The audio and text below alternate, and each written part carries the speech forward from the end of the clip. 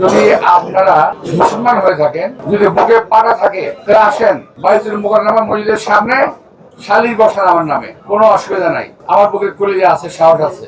আমি এই দেশে আমার বয়স 75 হয়েছে। আমি চুরি চামারি করে বড় হয়নি, গায়ে খেতে বড় হয়েছি, নিজ হাতে কাজ করেছি আমি।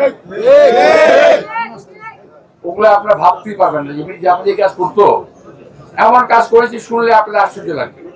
আমি কাউকে বলি না, পড়ার প্রয়োজন পড়ে না। আর সেখান থেকে আমি বলছি 1974 সালের কথা। 74 সালে আমি এখন কন্ট্রাক্টরি করি, অনেক কাজ আমি ব্যক্তিগতভাবে ঠিকাদারি করতাম। এক সময় আমি বৈদ্যুতিক ঠিকাদার ছিলাম, আমি বিল্ডিং এর কাজ জানি, আমি নিজ হাতে বিদ্যুতের কাজ করতে জানি।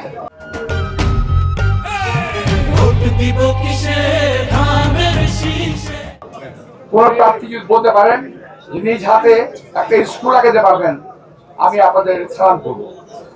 আমি নিজ হাতে বৈদ্যুতিক কাজ করেছি এবং কাজ আমি জানি। সুতরাং আমার কাজ সম্বন্ধে আপনাদের শুনলে আপনাদের কাছে মনে হবে যে আপনার গল্প শুনতেছেন। আমি জীবনে অনেক কাজ করেছি, অনেক কঠিন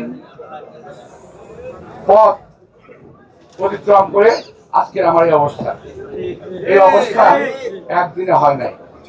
আপনারা আসতে চান আসেন, তবে একটা কথা বুঝে দিয়ে যাবো, এই সমস্ত ছেলেমেয়েদের প্রতি দয়া করে একজন মানুষের বিরুদ্ধে উচ্চারণা করে নেতা হওয়া যায় না। বরং নিজে কি করবেন, কি করেছেন, কি করতে পারবেন সেটা বলেন। আপনারা আমার নেতা তারেক রহমান সম্পর্কে কথা বলেন, আমার খুব আশ্চর্য লাগে। আপনারা আমার সঙ্গে কথা বলেন, আমার খুব আশ্চর্য লাগে।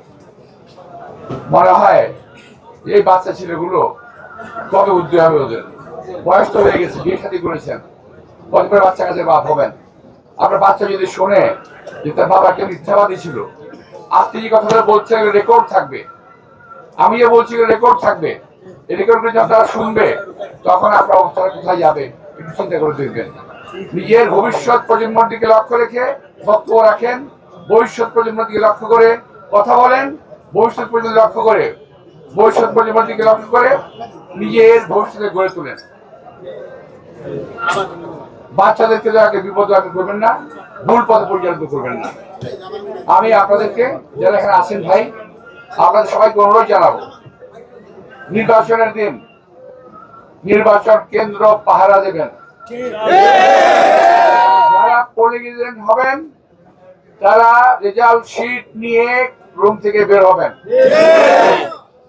প্রিজাইডিং অফিসারের স্বাক্ষরিত রেজাল্ট শিট ছাড়া ওই এলাকা থেকে কোন প্রিজাইডিং অফিসার পোলিং অফিসার যারা বেরোতে না পারে।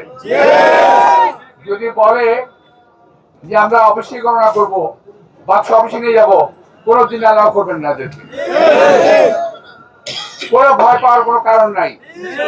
জনগণ আমাদের সঙ্গে আছে, জনগণ আমাদের পাশে আছে, জনগণ ভোটের অধিকার রক্ষায় সংগ্রাম করতে রাজি আছে। ভোটের অধিকার আমরা ছাড়বো না, এই কথা আমরা শুনছি। ইলেকশন ইঞ্জিনিয়ারিং হবে জানতে পারছি, এবং এই যে নব্য প্রার্থীদের কথাবার্তা বুঝতে পারছি যে ইলেকশন ইঞ্জিনিয়ারিং হওয়ার চান্স রয়ে গেছে।